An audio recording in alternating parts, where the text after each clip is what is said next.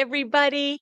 Welcome to Truth Teller Tales. I'm Ellen, and I am dedicated to interviewing the warriors who have the insight and the um, unwavering, unwavering faith during this most incredible time in our history.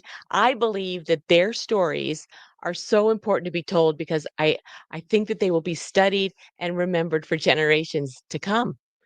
And so today I have a fantastic fella he's quiet, but he's very vocal as a warrior, and he's a warrior on X, and he has an incredible Rumble channel, and I can't wait to dive in with him about his life and what makes him tick. So Real AF Patriot, yay! Hi, how Woo! are you? I'm good. How are you, Alan? I'm great. Thank you for doing this. I appreciate it Absolutely. so much. You Absolutely. know, you are such a force. The things that I see you post on X are just so meaningful. And then, you have this channel on Rumble where you've got 3 shows Mhm. each week. And so, before we dive into your life, I would love to just hear kind of what you're doing right now with your shows and everything. Yeah, Joe Rambo, everybody knows Joe Rambo, Yeah, I had been, friends with him online for quite a while. He had known that I was looking to do podcasting, but just, for a lot of us, we never thought we'd be podcasters, right? Like, it's right, scary. Like, right. Yeah. and I'm like, typically, I'm not somebody I don't like to be in front of a camera, so I just kept he saw I kinda kept just, procrastinating and so forth. I was never gonna do it. And then, buddy his, Sean and on him and his partner, Johnny Q well, his Yes. business partner, Johnny Q, they have America Rising Media, and they had spoken with Rambo about kind of starting a show that would be on America Rising Media to try to, like, kinda build the bridge between Rambo and his crew and the whole America Rising Media crew, and they decided to do this show. They didn't have a name for it yet, but Rambo was like, "I have somebody in mind that I think I'd like to do it with," and he called me, and I'm like, I couldn't say no. I'm just like, I was honored, I'm like, "Yeah, let's Yeah. let's do this." It ended up being called The Skiff, and that was a every other week show. It was just me and Joe, and then, like, every other week, Sean and Johnny Q would take turns coming on the show. Um, and then it's finally I kind of started getting my feet wet. I started my own show, Real Mhm. AF Talk, which is on my own channel on Rumble every Sunday at 10:30 p.m. And then really I started doing pretty well with that. And then the Justice Cometh. You should actually have him on. He would love to come on your show as well. Um, Great. yeah, he actually so he thought he had in his mind he wanted to do a show with me. I didn't know this. And one day he's like, "Let's combine our names, Real Justice." I'm like, Yeah. and then he told me about it. I'm like, "Oh my god, that's just like meant to be. Let's do that." So Yes. so we started doing the show Real Justice a few weeks back. And then just this last week, we all decided, those of us involved in the skiff, we decided to start doing it every week instead of every other week, and we're simul streaming that on all of our Rumble channels as well. So, Very um, cool. yeah. And the the group that you all are have and the camaraderie is just wonderful. And as an audience member, I can feel it, and I know thousands do as well. And it's not only the camaraderie, but it's the information you guys have, and it's so genuine. And we can tell that you work and you dig, and it's just such a genuine thing. And we appreciate it, all of us that watch all the time. So we are enjoying all of your shows that you're doing. So thank you, first of all, as someone that watches. Um, and that's why I felt like it was really important to have in one place your time capsules of your life, and just to see kind of what makes you who you are, what makes you tick, each of you. Um, and so just start from the beginning. I'd love to know, like, where you were born, where you grew up and your family life, and just start there. Yeah, so, I was born in Albany, New York. Oh, Yeah, and I've lived around in and around that area for pretty much my whole life. Very, very typical, like traditional family. Two parents who are still married. I had one older Wow. sister by a few years, um, and I, I would say some people would say my family was kind of like Leave It to Beaver, like that. Like my parents were kind of like that a little bit. Like yeah, like my mother didn't work. My father to this day he'll still be like, "Hey, can you get me a?" I don't know. I kind of always just I don't know. I even as a kid, I kinda saw something, like, I didn't like about it. I don't know. My sister was, like, the perfect child, right? She was, like, the perfect daughter, perfect grades, perfect friends, um, and even as a little kid, like, I wasn't a bad kid, I pushed back. Right. I as Yeah. long as I can remember, I pushed back. The pushing back got a little bit more so the older I got. Yeah. So Uh, is your sister, so this is interesting because this is, starting to see patterns talking to you all, and the pattern of the sibling that's the one that follows the rules and is the perfect sibling is a pattern. And mhm. so, is she older, younger? She's older by about 4 years. Okay. And Yeah. then when you pushed back, did you push back, in school? Did teachers think you were, acting out in school, or was it at home, or was it both, or do you remember? So it was mostly at home. Um, my pushing back in school was more just like academically, not really trying. Mhm. I didn't really want to get in trouble, and I didn't typically get in trouble. I ended up getting into a little bit of trouble um, when I was like 16, 17, and I started. Um, Again, I'm sure every high school is clicky. Mine was really, really, really bad, and Really? I've always like picked up on fakeness. So, like, Yes. the cliques, like, the preppy crowd and so forth, like, I saw through all the BS, and, I so not that I really wanted to hang around like a bad element, but they just seemed so much more accepting and, like, chill, and, I ended up, becoming friends with some people who did do some bad stuff. Luckily, I mean, I'm actually pretty lucky that I ended up not in some bad situations, that I probably could have been. Um, but yeah, like there was a couple times I got like in school detention and things like that for skipping class, but never got in trouble, anything more than that. It But it yeah, yeah, yeah, in retrospect, I wish I did take school more seriously. okay. Now as a father and an adult. Yeah. But yeah, back then I didn't really care. Yeah, and so, I guess because you said that you pushed back more, and to your point, I think you said that you fell into the group that seemed more chill, but they were probably doing not so good things, Yeah, at the exactly. time. But it sounds like you could have gotten in a lot worse trouble, but you didn't, right? So you were Right. kind of because of Yeah, the but do you think it's because of your family? for sure. For sure. A lot of the most of the people that still to this day that I'm thinking about, I mean, they had bad home lives. I didn't. Right. So, So that allowed you to be in that group without going off the deep end. That yeah, that I it's think so. foundation. I think so. Then again, I have known people that had what appeared to be very decent home lives, and they still went off the rails. So, I mean, it's not Yeah, doesn't work for everybody, but right. for me, I think it did. And so after high school, and you feel like you just kind of went through, and did what you had to do. What were your thoughts after high school? Like what you were going to do? Yeah, I went to like a small private business college in the Northeast after college. I didn't know what I wanted to do. Just business seemed like there's a lot you can do in the business world, Right. right? Yeah, so for 4 years, I took business classes. I got a degree. Actually, I was in an area in the Northeast where there's tons of mountains, and I love to ski. So I was like a ski Oh, bum for wow. all 4 of those winters.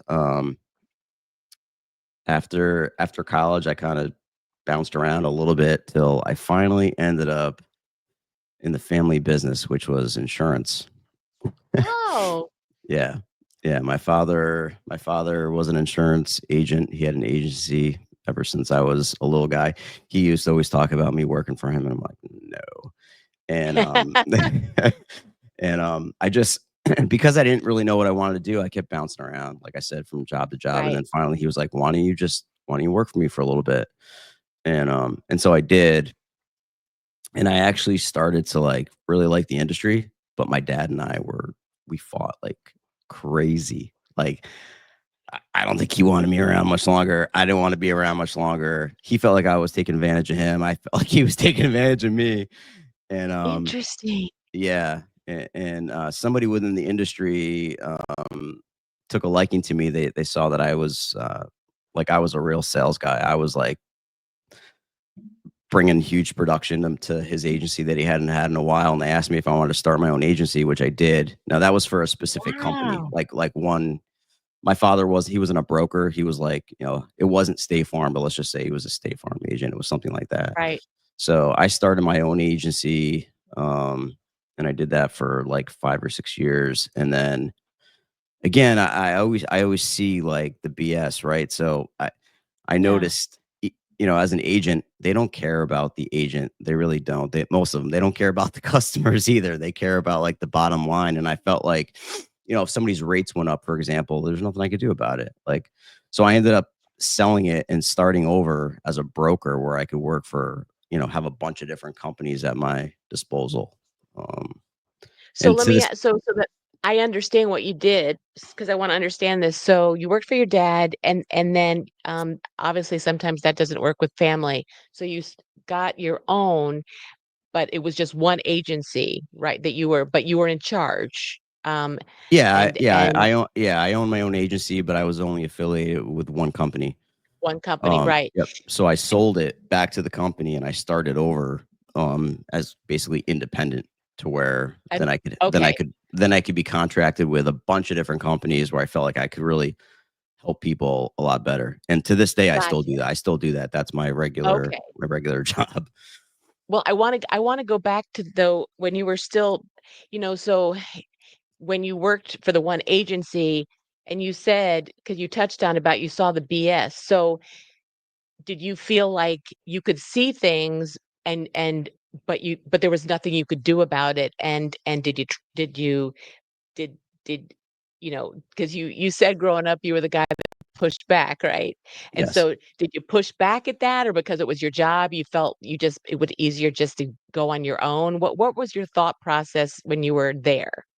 I mean, there wasn't really any way to push back as far as like at the company. I mean, I had been involved in business for long enough now. I mean, what was I gonna do? I mean, Yeah. it is what it is. But like I said, I did really like the business. It's something Mhm. that everybody needs, but it doesn't mean you have to get ripped off at the same time. And it's nice. Like I really enjoyed helping people. Mhm. So it started upsetting me both personally and on a business level when after a while people would be like, I'm really sorry. Like, I know I've been with you a while, but the rates are just too high for me now. I have to leave. And I would think to Yeah. myself, man, if only I had other options, so I didn't have to lose a customer. Right. So that And was why I and decided to so branch off. which is great. And so you became independent, right? And so Yep. that gave you the leverage to be able to look at all these other different agencies and pick out what was best for the client, I guess? Yes. Yep. Yep. Absolutely. And so, could you see then, I mean, that also gave you a wide spectrum too, and I guess still to see the different agencies that you gravitate towards, or the ones that you see have more customer in mind and others that don't, and as an independent agent you can actually do what's best for your customers. Is that, am I getting it right? Yes. Yeah. Absolutely. Because I mean, obviously, price plays a major role, especially the last many years with how tough the economy's gotten. But yeah, it's Right. also making sure Somebody's with a company, if they have a claim, that it's going to be handled quickly and efficiently, and Yeah. you know, I mean, for the most part, I mean, insurance policies are contracts, so I mean, they have to. I mean, they have to do what the contract says, right? But some companies really do that. They fight tooth and nail to give you everything you're supposed to get. It's really. I mean, we've seen that. We saw that, I think with the California fires, I think State Farm I think they were one of the companies that, like, pulled out just before Oh, just wow. before that happened. I remember hearing something about that. Oh, Yeah. So, that's crazy. yep. But And so during, or not to interrupt you, but no, I wanna hear. as much as I love that, um, and I've always kinda thought I was awake, but I really woke up once Trump came into office, and then for me, it was COVID and the stolen election, like, that whole time period just woke me up to where that's kind of where I started doing this, getting on X, and trying to, deliver truth to people. And yeah, so So now, that's like, what I this has become my passion. I still have insurance, and I and I have to stay focused on that. But yeah, yeah. this is really what I feel like my calling is now.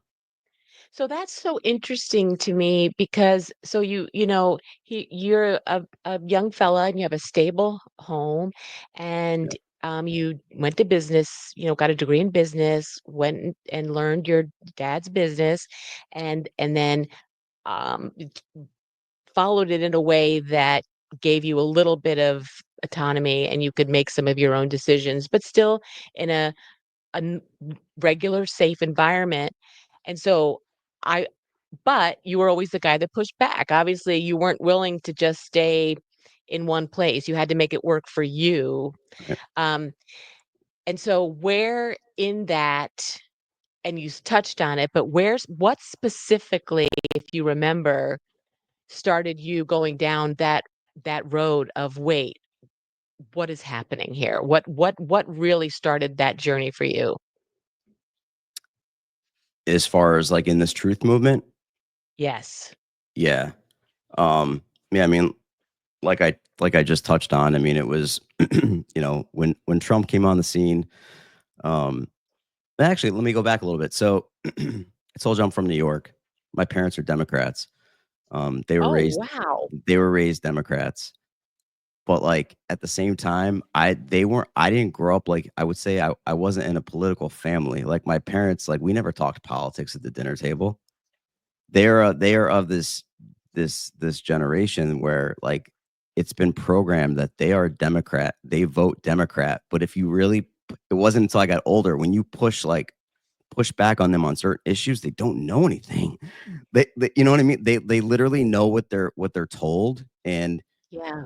as my sister, got older, the guy that she married and is still with, he was conservative. My wife is conservative. Um, thank God we met them, because maybe if we met Democrats, we would have stayed the same way. But Yeah.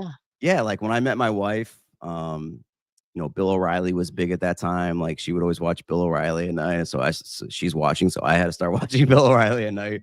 But and then, I still wasn't really, like, totally, like, involved when Trump announced that he was running. But then, all of a sudden, he's like, fake news," and then he got elected, and just starting to watch everything, I slowly became, like, really involved, and, like, slowly waking up. And then COVID hit, and for me, that Yeah. was just like a lot of people. Um, because I've said it before, I'm not like an OG. I wasn't around when the Q drops were dropping initially. Like, I first kind of woke up slowly throughout Trump's presidency. And then, when COVID hit, man, that just made no sense to me. That was when I really woke up big time. Mhm. And so did that so the when that hit, did when that woke you up, did it the actual COVID shutdown wake you up and then it led you to other things? Or how did that go for you in your thought process? What led to what? Um, yeah, so and when COVID hit, um, luckily, because I'm in the insurance business, it was considered essential, so I didn't have to like shut my Oh, business down or anything, which was good. But yeah, my kids got sent home from school. Um, I could clearly see that they weren't learning. None of the kids were. right. Like they weren't they're not taking it seriously. It's on in the background. They're barely paying attention. Like my my youngest daughter, I mean, I'd say she hurt the worst from it. Like she really like after that, like she really struggled with math and stuff like that because she wasn't like during that time period, she wasn't really learning it, the Yeah. way. And she's kind of like me, like school didn't. Unlike me, she tries, has always tried, Okay. but like it like math and stuff just did not come easy to me. Does not come easy to her. And so like for something like that, where you really need that as go to the Yeah, next grade. Um, yeah, she struggled with that, and then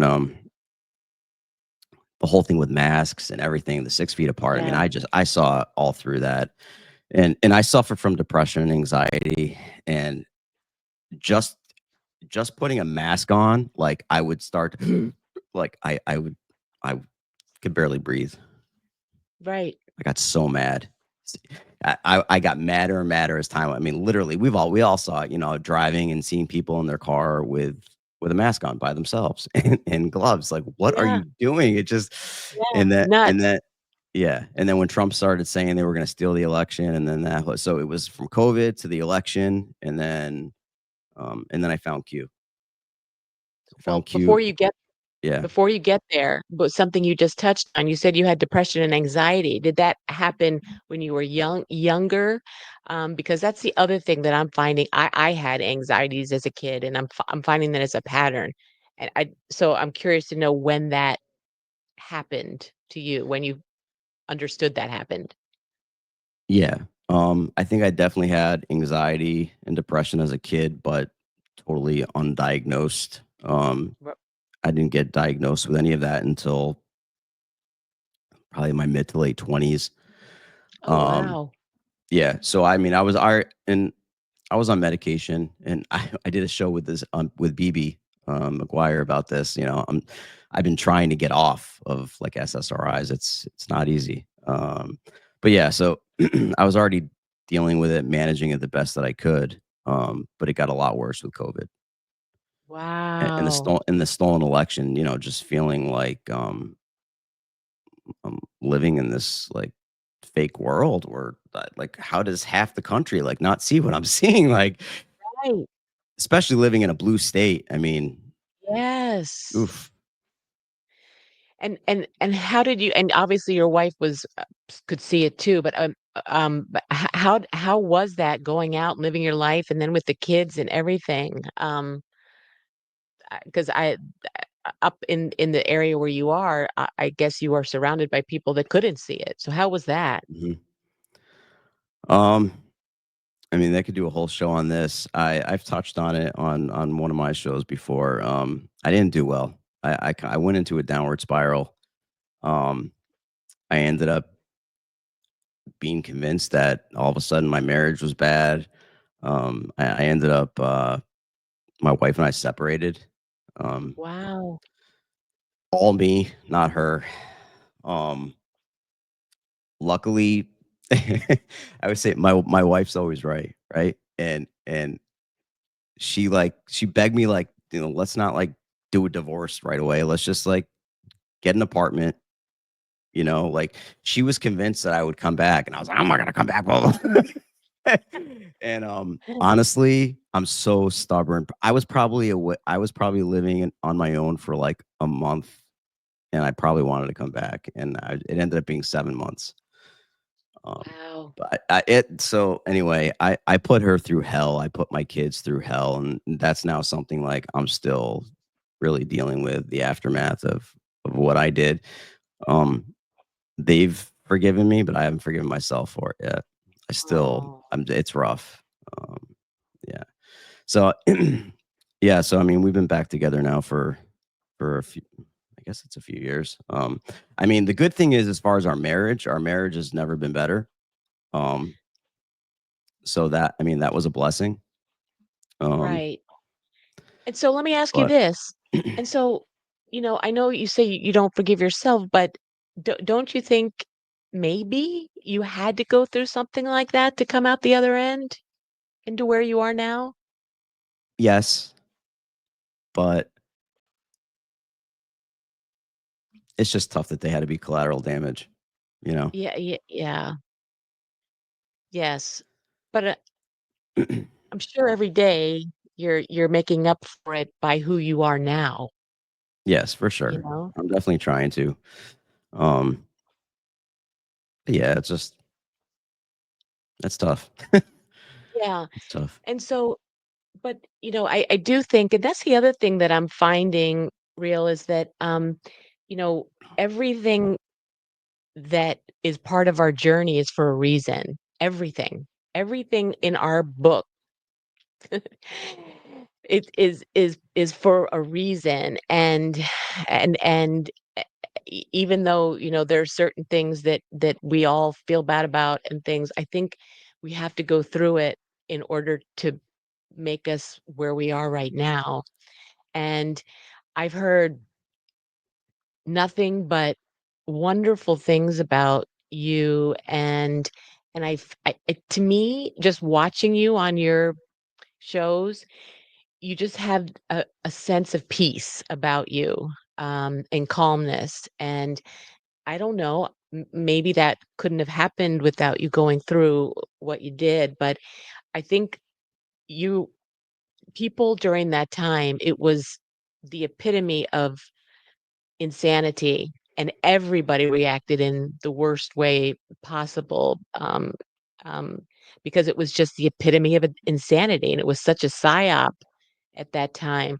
And so did you feel like having you start looking into all of that and then Q, which I wanna talk to you about, helped you with everything and understand what was happening and all that? Yeah, so, when we went through COVID and we went through the election being stolen and, feeling so out of control, um, in a counterproductive way, I think the whole thing with me, like, leaving was me taking control, which just Oh, now and now interesting. now it just seems so ridiculous. Yeah, Um, interesting though. I I don't know. Um, what was the second part of your question? Yes, but I will, but wasn't that but also isn't that a pattern for you? Because, you probably pushed back in school because you didn't have control, and then you had to change how you were doing the insurance because you weren't in Right. control and couldn't give people the option. And so, so that's just so interesting too. But then you did your own homework and got control and understood that we were living in a world where we didn't have control because it was all fake, but you were able to dive in to it. And then you also said that you found that the whole queue operation. Yeah, yeah. My my wife was actually the one that found it. Um, Wow. I don't remember. I mean, I think maybe, when everybody got booted off of, Twitter and everything, I think she found Telegram before I did, and I Oh, think I'm not 100%, but I feel like this was, like, how it all ca I think she found, like, the We the Media channel, and then maybe she found, that first Q video, The Plan to Save the World. yes. Yep, and this one night, her and my oldest daughter said, "You gotta watch this," and I watched it, and I was like, "Oh my god." Now, so they found it and showed it to me, like, the election had already been stolen, but Biden's fake inauguration didn't happen yet. So, we saw that video, and we were convinced that he was never gonna be inaugurated, right? We felt like Me they're too. mass arrest, like, blah, blah, blah. Um, when that didn't happen, like, man, I lost it. What are we gonna Mhm. do? Right. I didn't th I I guess I could have at that point thought like Q was BS, but I didn't. Um, Mhm. I really anyway, so I did most of my, like, deep diving and research with Q during that period of time that I had left. Mhm. Yeah, for those 7 months, I was holed up as much as possible, and I was just like going down all the rabbit holes. um, yeah, That it we was all do. yeah, it was probably also though what helped me see the light as far as what I potentially gave up. Because at this point I didn't know if she was going to take me back. I mean, she always said that she would, but I wasn't counting on it. Mhm. Um, Well, that's fascinating that you said that you and going down the rabbit hole with Q was what showed you initiating wanting to go back. So that's fascinating how that Q movement has really changed people in more ways than just understanding drops, you know? Um, I mean, I've talked to a couple other fellows like you that it changed them spiritually, actually, Me the too. the Q movement. Yeah. So I wanna hear about that. And so tell me this. So, the thread that I do find with all of you that are such warriors now, have a common thread of growing spirituality, and some folks got hit over the head with it, and others it was just a gradual growing throughout your life. What would you say it was for you? Yeah, I mean, I've always believed in God. I was never like an atheist, but at the same time, I didn't. It just wasn't something that I thought of all that much. Mhm, I probably fell into maybe the category of the only time I like called out to God was when I really felt like I needed Him. Like, well, otherwise, mhm, I was like just not even real. I was like oblivious. Um, mhm. you can't go through all those Q drops, and you can't see all that evil without fully acknowledging that there is God, and y- evil, good and evil. I mean, you can't have one without the other, right? And it's been more recent, I'd say within like the last 6 months, that I've felt like I actually want to have a relationship with God that I've never had before. So, Wow. yeah, that's something, on, I don't know, I think it was the 3rd episode of RealAF Talk that I did. I had Peppy Deluxe on.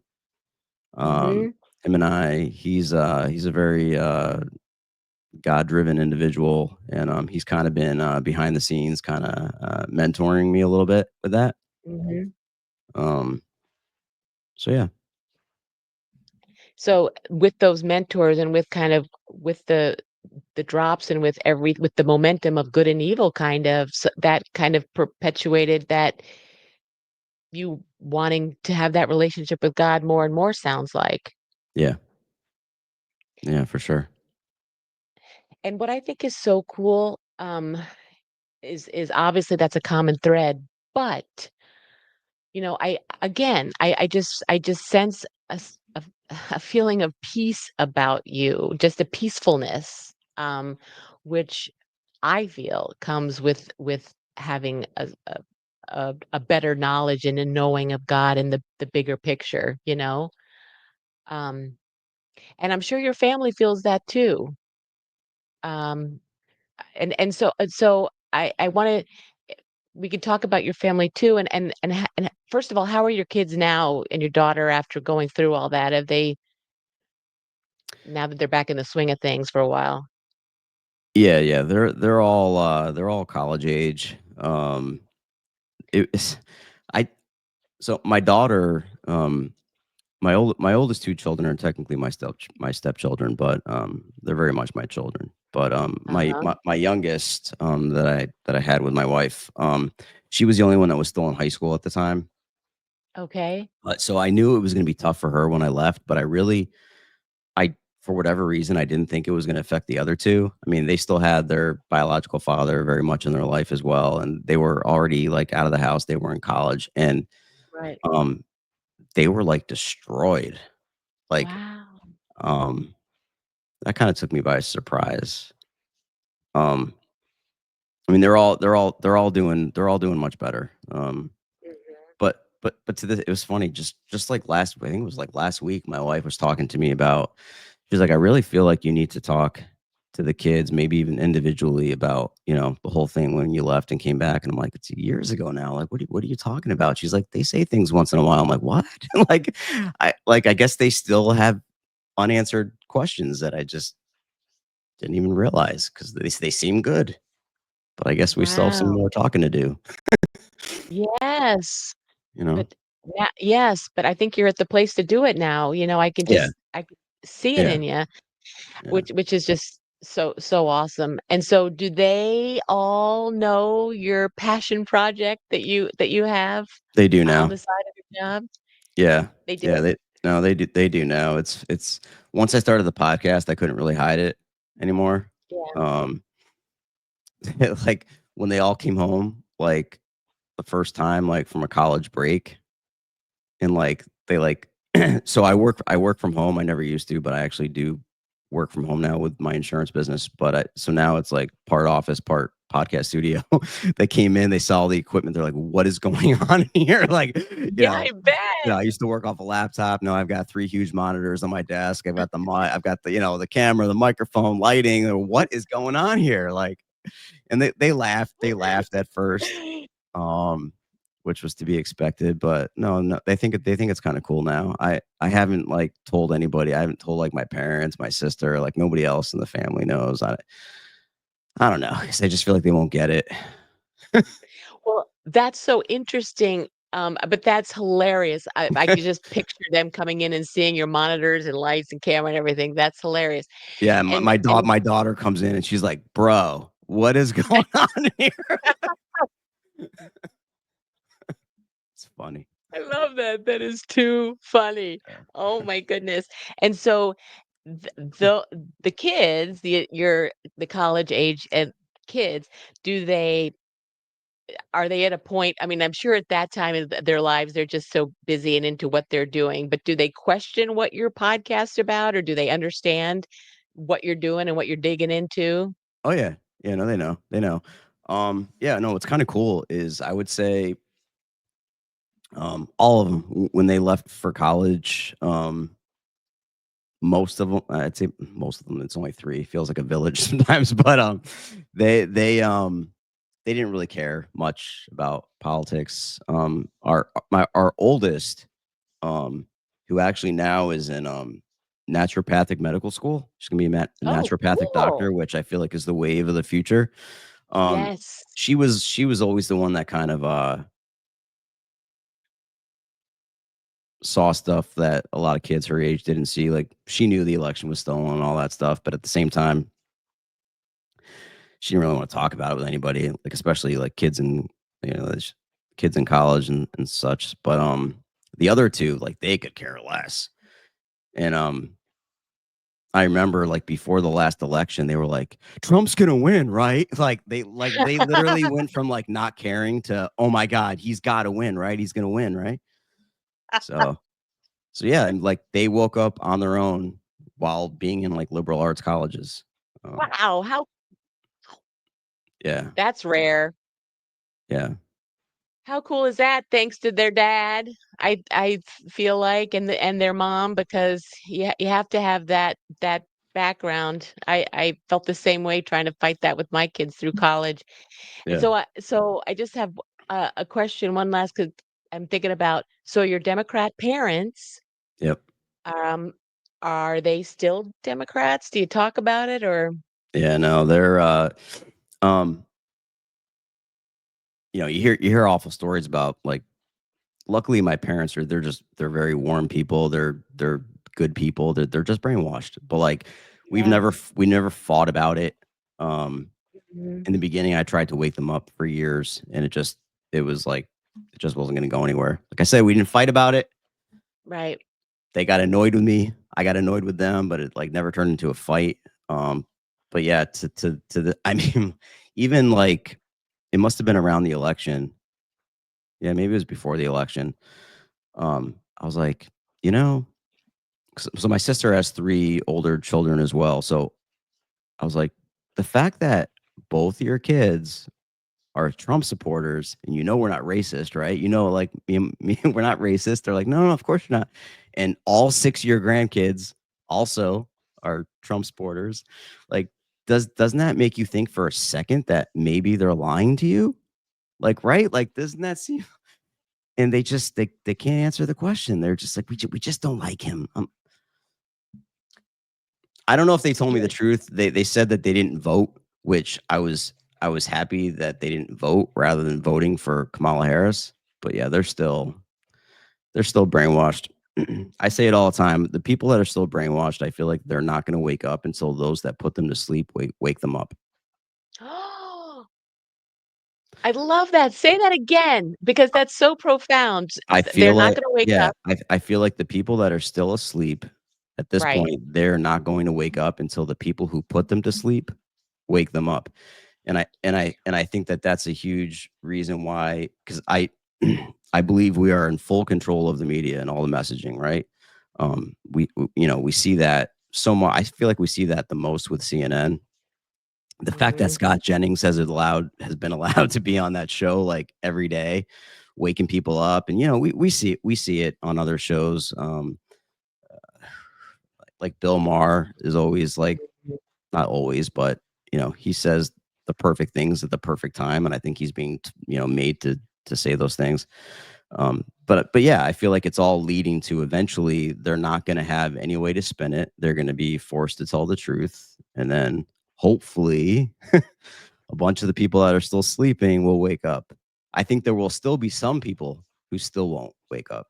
Yes. You know, And that um, that's what those Q drops say too. And didn't yeah, Chris Cuomo come out and just say, I was he was in his car and he was like, I was wrong about everything. I can admit and I to your point, I think that that is a great point, Real, because I think you're right. It's gonna have to come from them. yeah. I mean, by this That point, if it hasn't come from family, friends, from what they're experiencing, I mean, if you haven't woken up yet, what could possibly wake you up right. other than the people that told you the lies finally telling you the truth? So, And one last point I just found so interesting because of you said in your family too, your parents are wonderful, loving people. And I think we all have those people in our lives that are like that, but are mhm, still brainwashed. You realize they're not crazy. There is that literal brainwashing that they have that puts blinders on them that they cannot see. And they're loving, wonderful people, but they can't right now until whatever's gonna happen is gonna happen. But that's why I know that people like you are going to be studied because for a long time, because how could a loving person here not see it and a loving person here see it? Um, and it's just gonna be this time period. I'm just what a time to be alive, real, you know? yeah, I'm just grateful every day, aren't you? yeah, for sure. It's like you kind of alluded to in the beginning of the show. I mean, I think just some people are just able to see past it. Others can't. Like I said, for me, even as a little kid, I just saw stuff. Can't explain it. Yeah. Um, I remember, I told you my sister's a few years older, and we had an okay relationship. If anything, I didn't. She bossed me around a lot. She was like my second mom. So what kid is gonna like that? So we fought in that regards. But I remember when she started dating, she would bring this boy home or this boy home, and I would say something wrong with that guy. I don't like that guy. And I swear to God, they I mean, she's been married now for many, many years, but like it's still a joke. Like he was always right. Like I could just tell, like upon first meeting them, like that guy is not good. Like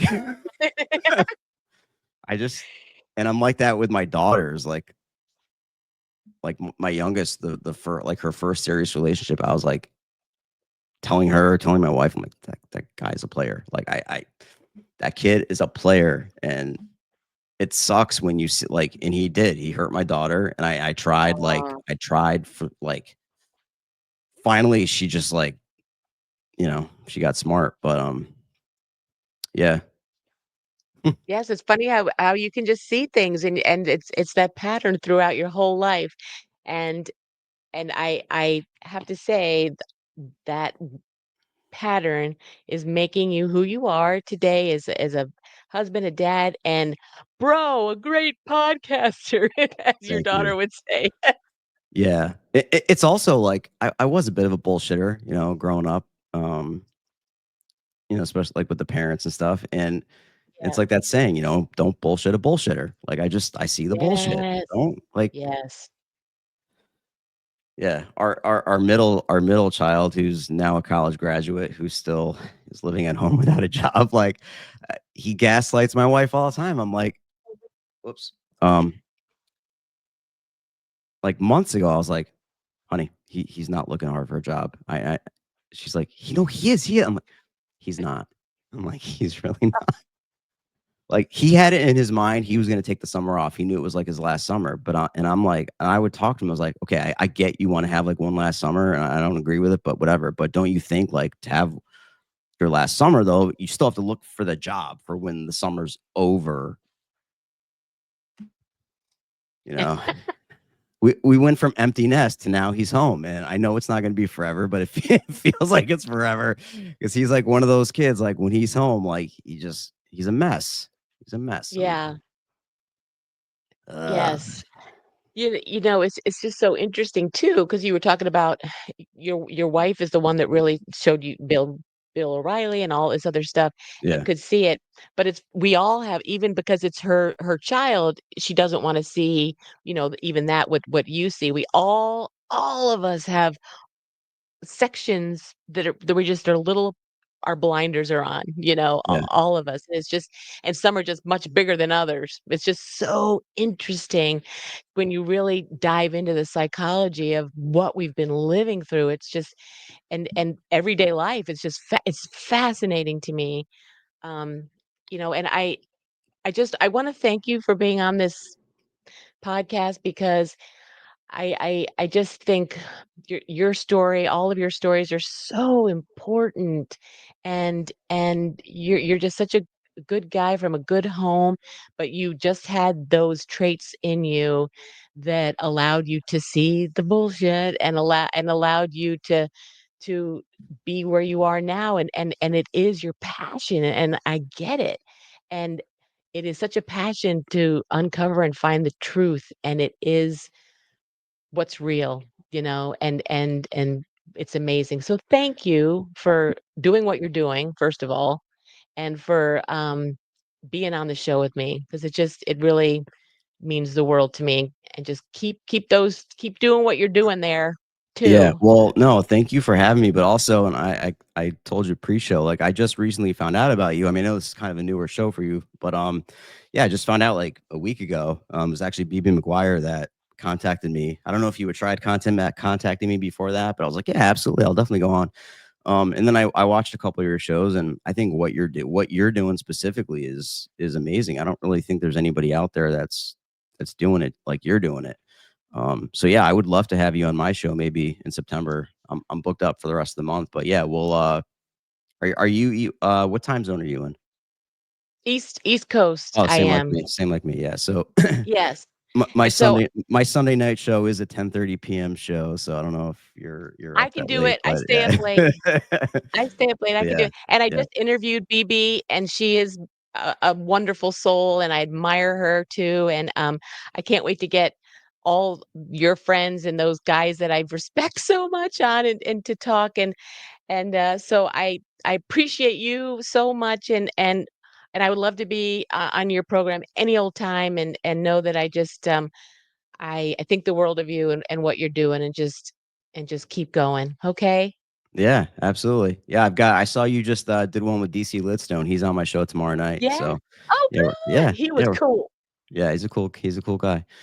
So, yeah, Yes. So, yay, thank you very, very much, and we'll stay in touch, and hopefully, I'll see you at some point, okay? sounds good. Thank you so much, Alan.